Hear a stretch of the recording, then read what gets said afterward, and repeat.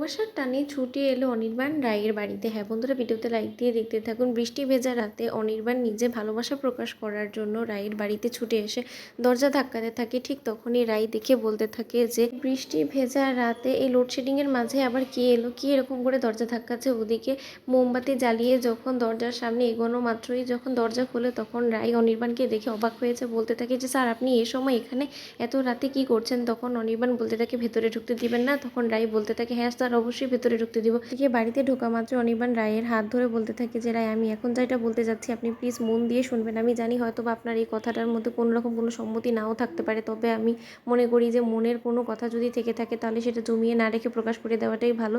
হয়তো বা সেটা আপনার খারাপ লাগতে পারে, কিন্তু তবুও আমি চাই যে আমার মনের কথাটা আমি আপনার কাছে বলি, আপনি একটু শুনবেন। তখন এটা বলা মাত্র রায় বলতে থাকে হ্যাঁ স্যার, কী কথা বলুন না। তখন অনির্বাণ বলতে থাকে যদি ধরে নেন যে আমি বলি আমি আপনাকে ভালোবেসে ফেলেছি, তখন আপনি কীভাবে রিয়্যাক্ট করবেন? তখন অনির্বাণের এই কথা শুনে রাই বলতে থাকে যে স্যার, আপনার আর আমার ভালোবাসার কথাটা একদমই ভিত্তিহীন, কারণ আমাদের দুজনের মধ্যে এই সম্পর্কটা কোনোদিনও হতেই পারে না।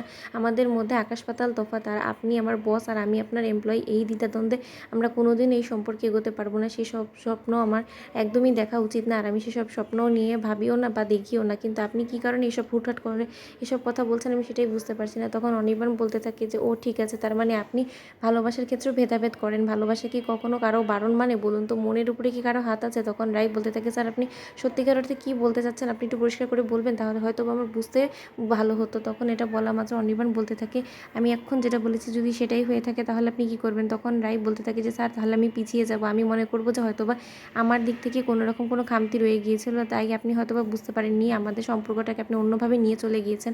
সেটা আমার দিক থেকেই যদি ভুল হয়ে থাকে তাহলে আমি বলবো I am really very sorry sir, আপনি যদি অন্য কিছু মনে করে থাকেন তার জন্য আমি খুবই দুঃখিত। তখন অনির্বাণ বলতে থাকে যে আর যদি একতরফা ভালোবাসাটা হয়ে থাকে তারপর আপনি অ্যাকসেপ্ট করবেন না আমাকে কোনোদিনও? আমি আপনার বস হতে পারি অফিসে, কিন্তু আমি যদি ব্যক্তিগতভাবে আপনার জীবনসঙ্গী হতে চাই তাহলে আপনি আমাকে এখান থেকে তাড়িয়ে দিবেন? আপনি আমাকে খালি হাতে ফিরিয়ে দিতে পারবেন বলুন তো?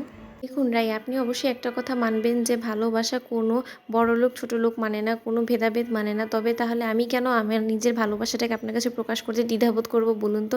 হ্যাঁ, আমি যদি আজকে অ্যাকসেপ্ট করেই ফেলি যে হ্যাঁ আমি আপনাকে ভালোবাসি, তাহলেও কি আপনি একই কথা বলবেন? তখন রাই বলতে থাকে যে স্যার, তাহলে আমার ভাবতে হবে এই জিনিসটা নিয়ে, কারণ আমি মোটেও প্রস্তুত ছিলাম না আপনার মুখ থেকে অন্তত এই কথাটা শোনার জন্য।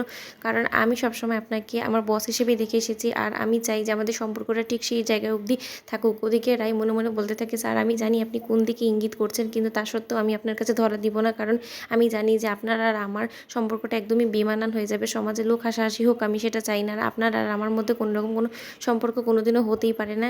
তার জন্য আমি আগে ভাগেই নিজে আপনার কাছ থেকে সংযুক্ত করে রাখতে চাই। তো বন্ধুরা, ভিডিওটি ভালো লেগে থাকলে অবশ্যই লাইক, কমেন্ট, শেয়ার করো, সাবস্ক্রাইব করতে ভুলো না।